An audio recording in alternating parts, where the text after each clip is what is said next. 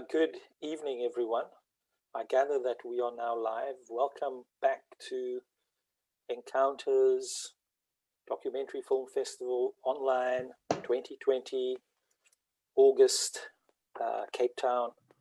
And it gives me great pleasure to welcome everyone to this Q&A tonight, where I'm very pleased to be joined by Sharon Farr, director, co-director of the film that we are going to discuss tonight, Help or Hindrance, the Sullivan Principles in Apartheid South Africa, a film made by Shoot the Breeze Productions, together with Regency Global.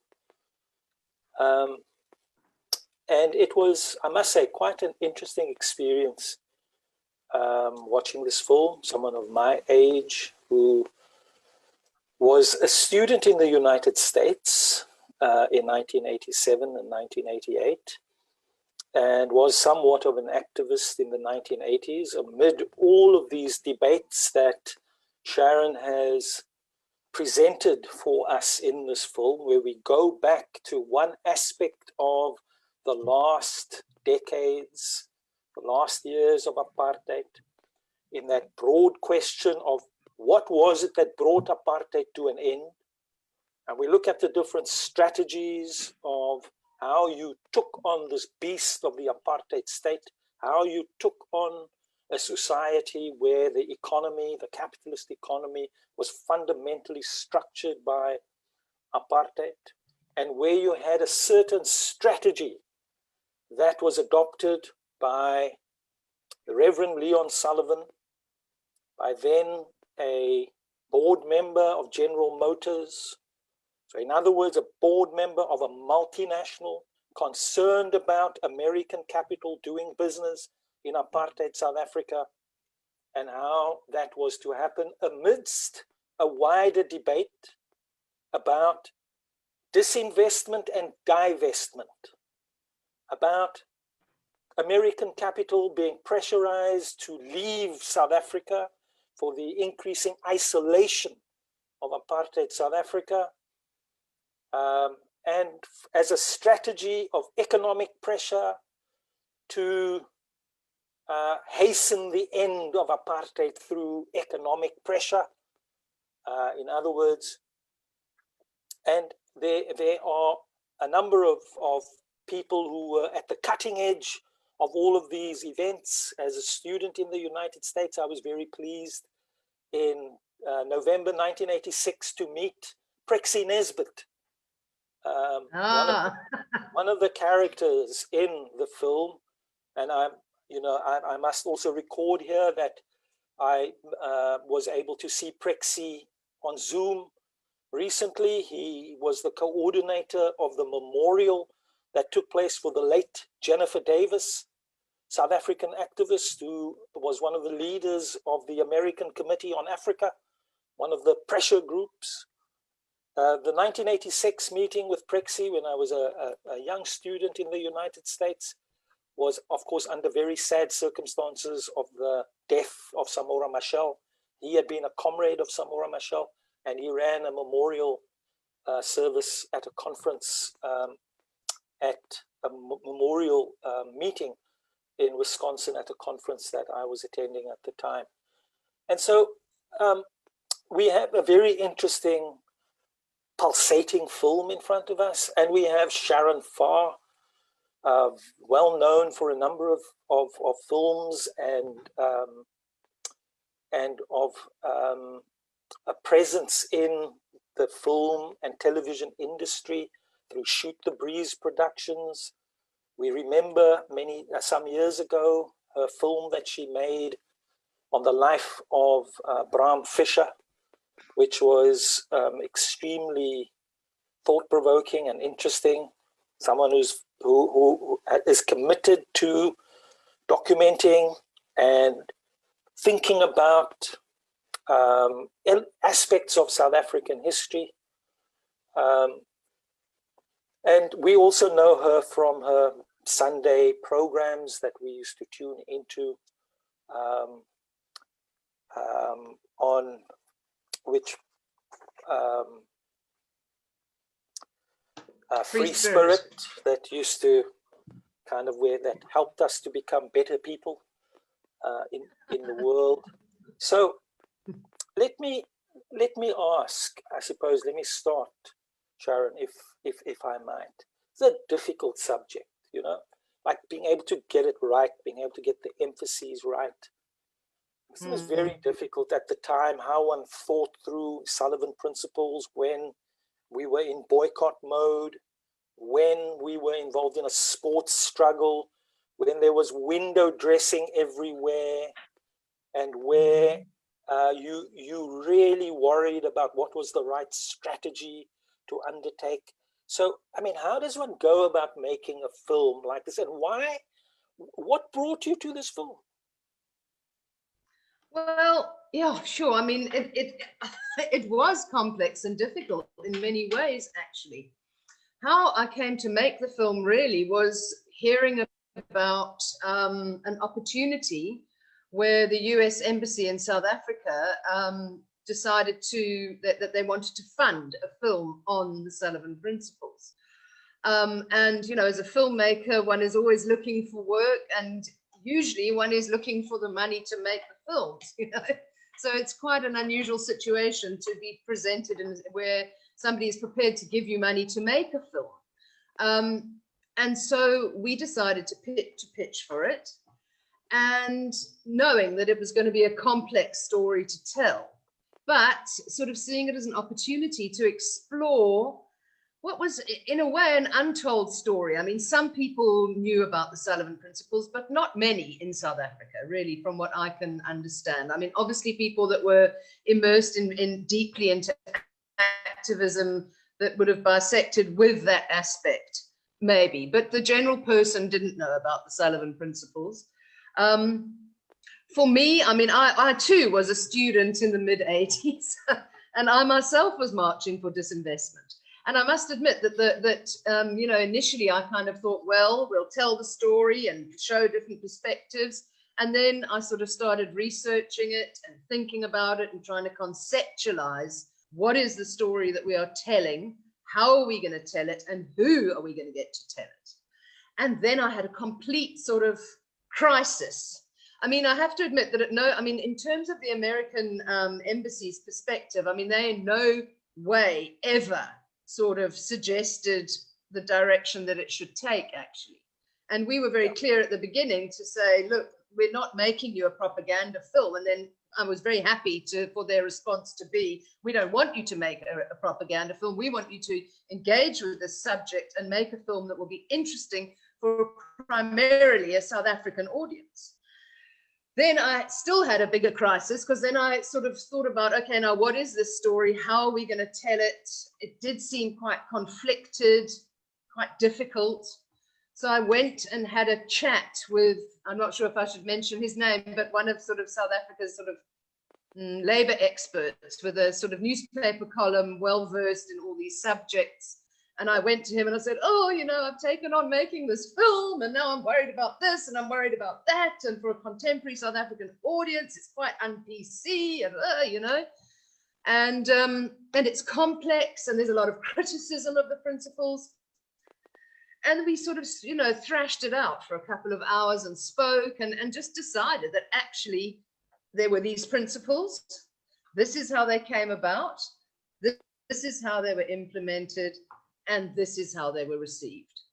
Yeah. And so from that point of view, it then sort of became a little bit more, you know, simple. And I think not simple to tell, but for me, I wanted to make a film that would maybe, in retrospect, look at some of the nuances of perspectives on things. So, and I think that in a way, that's what the film does. I mean, in the sense that the anti-apartheid movement in the US was not homogenous in its feelings about the principles. There were some parts of it that supported them. There were other people that were completely against them, such as Prexy. I mean, you can tell from the film that Prexy had no time for Leon Sullivan or his principles. In fact, and even somebody like Richard Knight, who runs the African Archivist project in America, who was very involved in the divestment movement. You know, I mean, he was almost angry that the film was being made. You know, that could in any way glorify these principles. And as far as he was concerned, they didn't help apartheid end. They were more of like a hindrance to it. And so I think that's kind of, in a way, that wasn't through my conversations with him, but I realized that was actually the reason that we came up with that title, was to present differing perspectives on it, how it was received both sides of the Atlantic. And almost the question is for the viewer, actually, like, here's the story from a whole lot of different perspectives. What do you think? Was it a help or a hindrance? And I think maybe somebody like Moses in Murphy in his sort of final comment, he sort of, I suppose, in a way, maybe encapsulates it the best, I would say, I suppose, from my understanding of it. I think possibly more generously than he might have 30 years ago, but that's where hindsight can be interesting. And I mean, you know, and his sort of answer, really, his broader answer from what, you know, what we used in the film really was that you, as an activist, you know, with a particular objective, you do have this arsenal of different approaches or different interventions that you can have. And and you know, and the most extreme possibly being to leave the country and join Umkhonto weSizwe or Poto, or, you know, and to fight, come back and be military about it, or, you know, to be part of the UDF or COSATU, you know, the rising strong liberation movement within the country. And then you have people that were doing the Sullivan Principles, and he, in a sense, I think, is quite generous in his sort of saying, you know, it played a role. So that was really, I think, what our objective was to show the different perspectives on both sides of the Atlantic. And I mean, even in the US, it also was quite complex in its own way, I think. So how do you, as a director, and in your research that you do, and I mean, how do you kind of achieve this complexity filmically, you know, because they're interviews with different players and people in different positions who hold different, who kind of have different positions as they remember these events and as they analyze the outcomes of these events. So how did you choose the personalities and the individuals to speak for these different positions? You know, Oliver Williams, who is in the film, was an academic, and his academic works were incredibly useful.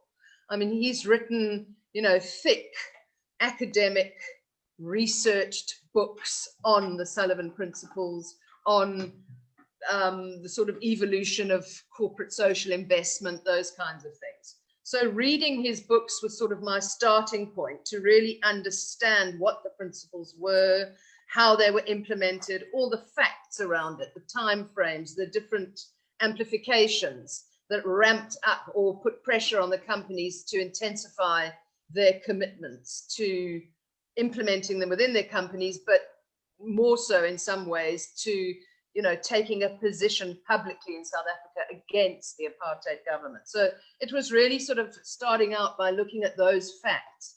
I spent months, actually. I mean, I think it was probably the most labor-intensive job that Lee and I have ever done in our lives, because I realized as I researched it that I needed to research more and more and more, and it was more and more reading, thinking, and in the end I developed like a 70-page timeline for the principles, where I packed into it all the sort of things that were happening in South Africa, because I felt like to tell the story of the implementation of the principles would be boring and would be sort of a lip service to something that wouldn't be a credible story.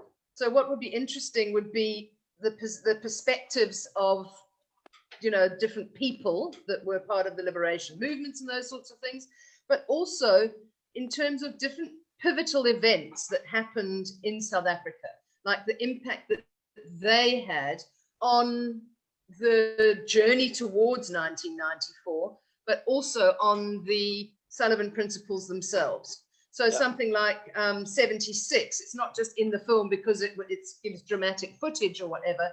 You know, that was a big sort of radicalization for the political evolution of South Africa. You know, with Black consciousness, with all these different elements that came at that time. And then also, obviously, the rising Black trade union movement. At that time, which had sort of been, you know, it had almost stopped. It then emerged again sort of from about 1973 with the Durban strikes and things. And so I felt it was really important to have, in fact, I feel like Murphy was and Moses were fantastic to speak to those complexities. Because there you have, I mean, you had the sweetheart unions that we didn't really go into. Yeah, so you had the sweetheart unions that were in the back pockets of the companies, really, who would have had their perspective on the Sullivan Principles. Then you had the sort of more staunch ANC-aligned unions, and then you had the much more radical unions who actually wanted to overturn the entire system, but actually, in a way, welcomed some of the benefits that the principles brought workers on the daily basis. So it was complex, and I wanted to try and tell that in a pacey, engaging, thought-provoking way. There wasn't necessarily judging it, but gave people a sort of fairly detailed but pacey story to watch that they could then think for themselves around it. So obviously, like with the UDF and then COSATU, I mean, those were all like huge developments in terms of what was happening inside the country. And then also that sort of difference between what the ANC was doing internationally and what was also quite interesting, which was also that sort of difference between an activist's position strategically. So like a lot of people, I mean, also the other thing as well is that in terms of the interviews that we did with people, I mean, we put them through the ringer. I mean, I do not think we did an interview under an hour and a half. You know, so, and some of them were even considerably longer. And I think it was because we wanted to really like get everybody thinking about certain things so that we could really, you know, have strong, punchy sound bites that could agree and disagree and move the story along. And so it was really a very labor-intensive film. What I found also quite interesting is how the film gives the Sullivan Principles a history of development, so that it's not just an implementation of a code of principles by American companies, but at a certain point it reaches a crescendo of pressure by Sullivan and the group on the apartheid state, and you have this moment of American banks refusing to roll over bank loans and refusing to renew, to start new loans, and that creates an economic pressure at the time that connected with the internal pressure of the kind of the popular movement inside South Africa, with the kind of the symbolic elements of a guerrilla struggle and of an anti-apartheid struggle on the outside, and all of this creates the downfall of the apartheid state. And so this is and I think Alan Busak, and Alan Busak articulates it beautifully after 76, where he says, now we had to realize how to turn this momentum, you know, into an international struggle. And so it was just happening on so many different levels. And so it's been an amazing film to make. It's been quite emotional for me, and to relive some of that, to remember it. I mean, we obviously are reminded of these things all the time, but because it sort of tells, you know, the decades that I lived through, you know, the late 60s, 70s and 80s. That was my, you know, I remember it all as a child and as a student, and phew, it was a time, you know. And so it was quite interesting to look at it from quite a more economic Sorry? Yeah. You also remind us, I mean, the extent to which these were really developments in the Cold War. Well, exactly. That, in fact, sorry, that's where I was thinking. That's where my mind was going. Was that the Cold War is so much part of this story? You know, Yeah. it really is. Yeah. So let us. And then, of course, there was the visual side of it. Yeah. You know, which was a mammoth task as well. I mean, I think we totally underestimated how much time it was going to take us to actually find the right material. We expected to be able to get a whole lot more from the companies. The companies were quite closed to participating in that way, which was difficult. Yeah, so it became quite tricky visually. We decided to go more with photographs than with footage because we felt that the photographs in many ways were so emotive.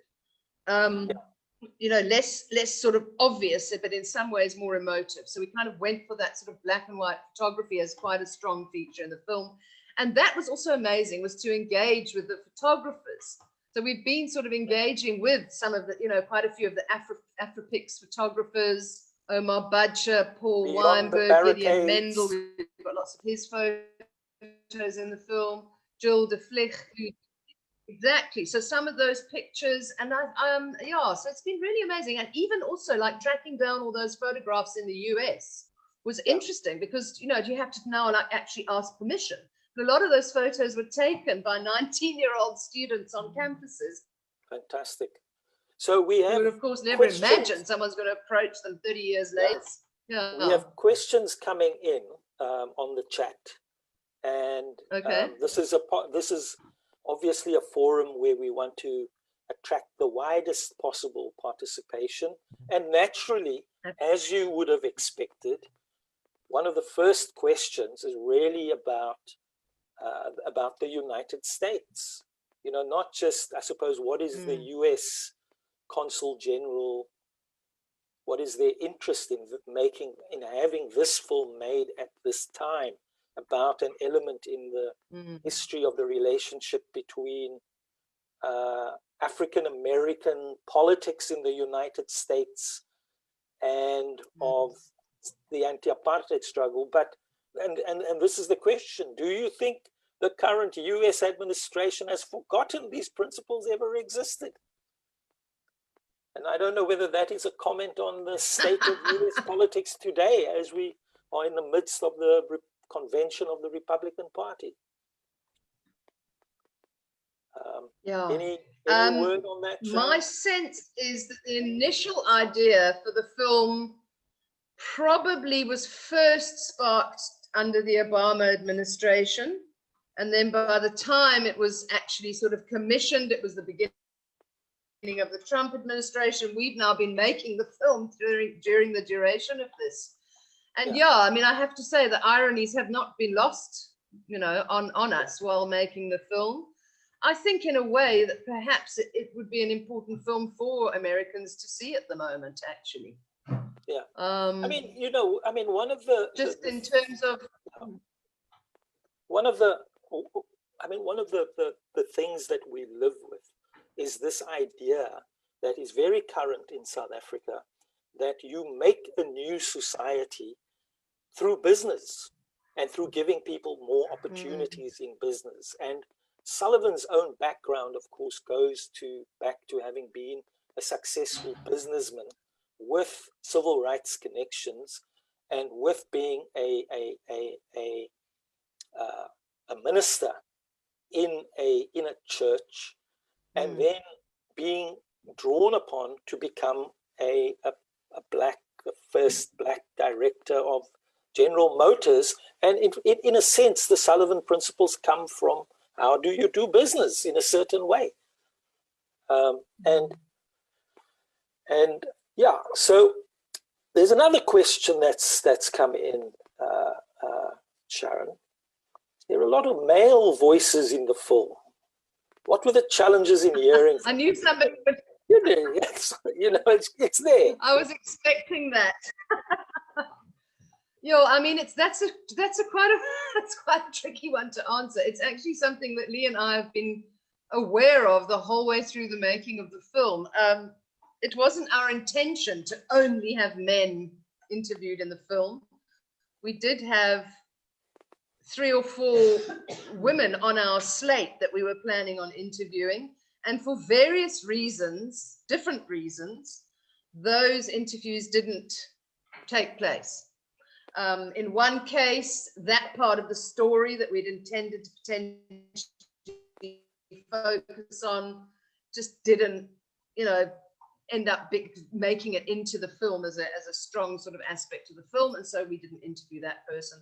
There was another person we were going to interview who had also been a South African, a black woman who's involved in management, in business at the moment, but who had been a student in the US during these years as well. And we were going to interview her, and then she literally just dropped off the radar.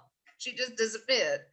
Yeah. And then we were also, obviously there are lots of women activists that we could have interviewed. There was somebody else that we were going to interview, sort of who in a way would probably have had a similar positioning to Alan Bussack.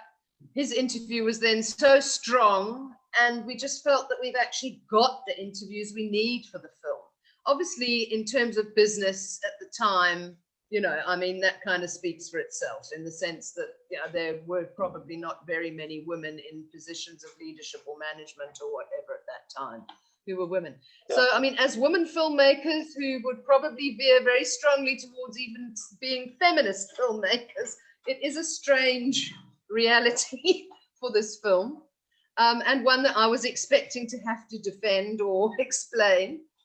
And all I can really say is that we were aware of it, and we got to a point, and I think that this is something that other filmmakers will, understand as well, is there's as much as we direct the film, as much as we decide who gets interviewed, we edit it, whatever, there is some kind of magical process that happens in a filmmaking process as well, where it takes its own shape. Yeah. Having a woman interviewed, and we had a big dilemma about it. We kind of thought, how can we not have a woman in this film, and we sort of thought about it, and we thought, well, we could interview this person or that person, but then it felt like we were sort of doing it gratuitously, and we decided not to. And so that was really why. Perspectives on the Sullivan Code. So that's, I suppose, why we decided to use a woman narrator. Yeah. But it's women making the film, so it's certainly not. It's certainly not, absolutely. Patriarchal in that regard. Yeah. Yeah. So another question has come in, and it's something that does get raised towards the end of the film, when all the speakers give their final comments on what ultimately the effect and the meaning was of the Sullivan Principles. And this is a question of, can you draw a line between the Sullivan Principles and the attitude of contemporary corporates towards BEE and their interest in contributing toward societal change? I think that I wouldn't necessarily go as far as to say that the Sullivan Principles have drove the CSI movement, but I think what's interesting is that the apartheid story, in a way, that was another theme that I wanted to bring into the film, was the changing role of business. So, up until the 50s, business was very much about making profits, doing what you do, providing your services or your products, and serving the bottom line, pleasing your investors. That's what business saw itself as. And they were not part of a social fabric. But then obviously things like the Vietnam War, and I think in America you had obviously the civil rights movement, you had the Vietnam War. So you had this sort of upwelling of a social movement that happened there that then began putting pressure on business about who makes napalm or whatever.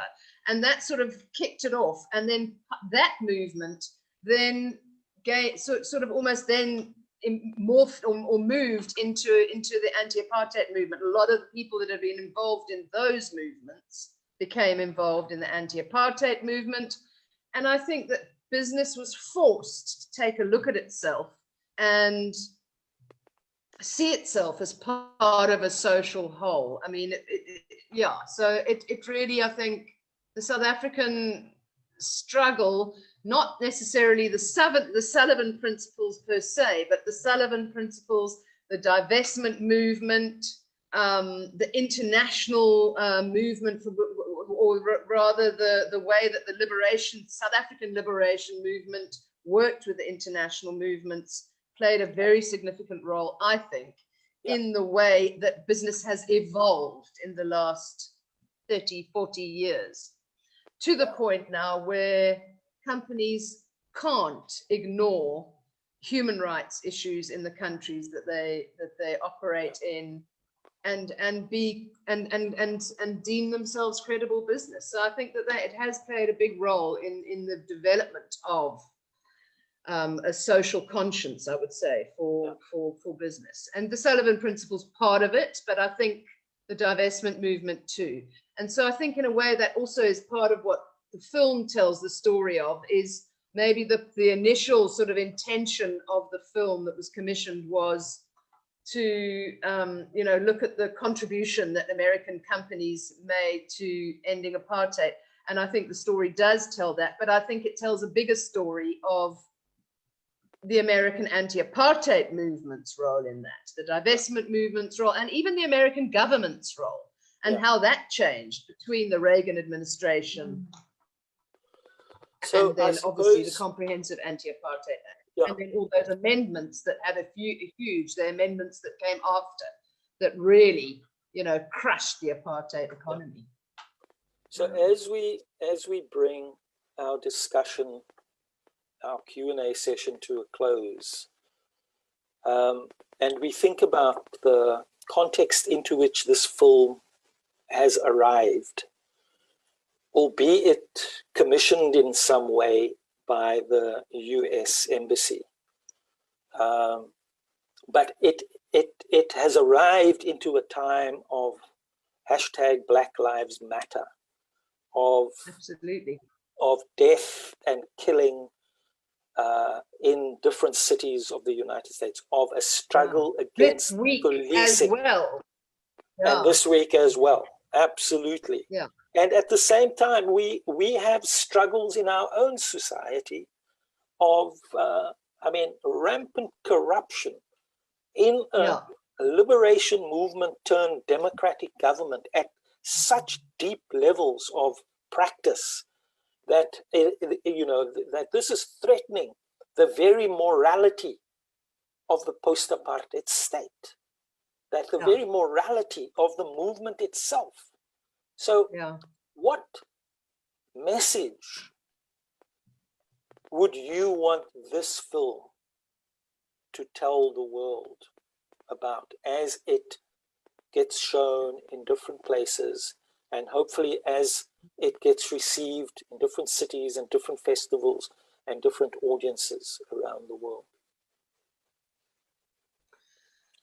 I think that the film tells the story of a lot of people's commitment to change, commitment to freedom, commitment to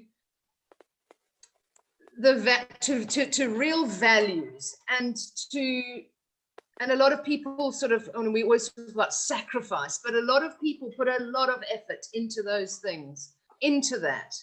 And I think what I would like it to do is to actually inspire people to look at what's happening in South Africa today, in the world today, and to feel encouraged to question, to commit, and to stand up and speak. And I think a lot of South Africans sort of felt like we've reached 1994.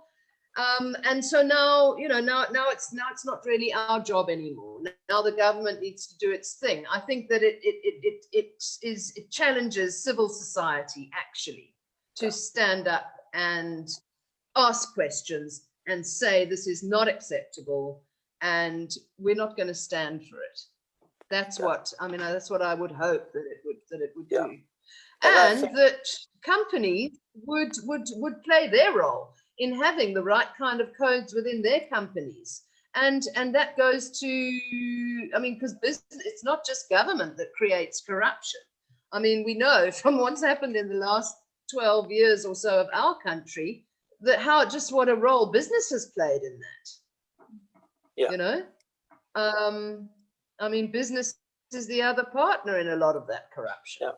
So it's you know, the 70s and the 80s in our country, they were difficult, but people were committed. They knew what they believed in, and they acted on it, and they strove for what they wanted. And yeah, I mean, I think Moses in many ways articulates that very nicely, where he says, you know, we got into parliament and we kind of forgot about what he says, the salient points of liberation. You know, and the one thing is you can blame the negotiations that might have happened in Cadessa, but then you can also blame what came after that, you know, which then set the tone and the potential for all that corruption that we are now sitting with the fallout from. So I think you've also addressed a key question that came in from Cholofelo Kwakwa on Facebook about how this film can assist other countries that have economic and political struggles. And it remains for me, on behalf of everyone, to thank you, to thank Lee Otten, your co-director, to thank everyone involved in the making of this film, to thank the United States Embassy. I know that they have been doing over the years tremendous cultural work. Amy Bell Mulaudzi and her colleagues have really done work that is really noticeable, and we like to thank them as well. And absolutely. If there are any final remarks, that anything else finally that you wanted to say? Well, I think that just following on from what you're saying is that the embassy, I think, would be very happy to have this film used in whatever ways it could add value. I mean, I think, you know, in terms of sort of advocacy type of situations. So I think that, yeah, I mean, if anybody feels that the film could be useful to their organization, to their study program, to, you know, their community organization, a film club or whatever, I think that they would be more than happy to make it available. Yeah. So thank you. And of course, we also would like to get it broadcast as well. So that will be the next challenge. We only finished it last Friday. Well done with so it's been a little bit of a flurry to get it all done. I mean, you know, obviously with sort of some of the clearing of rights and organizing of footage and whatever, the COVID challenge has sort of slowed things up. Sure. So yeah, so it literally is hot off the press, so to speak. So yeah, I mean, I think it would be great for it to be used in as many ways as possible. We are extremely grateful to you and your colleagues, Sharon, for this work. We are grateful too to the US Embassy for its commitment to this project. We are grateful to the whole Encounters team led by Mandisa Zita, Director of Encounters. Absolutely. To Cree, who's been helping us along, and to all the other colleagues who've put this event together and that have put the whole film festival together for us. This is really an important event that COVID-19 has not prevented us from having and from spending this necessary time with each other. So thank you very much. Back over to... Sorry, can I just say one thing? Sorry, beforehand. That's okay. I would like to actually thank the people that were interviewed in this film, you know. I mean, I think that they really gave of their memories, they gave of their stories, and they really helped us to make a very compelling and engaging account of it. And also, you know, it just reminds one of all the people, all the activists, the thousands and thousands of activists that did make this story happen. So yeah, thank you.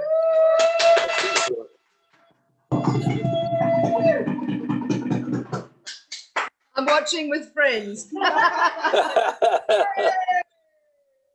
Thank you. Bye. Thanks, Suraj. Good to see you. Bye. Good to chat. Bye. Thank you, Mandisa. Bye. Thank you. Cheers. Cheers. So did I sound okay?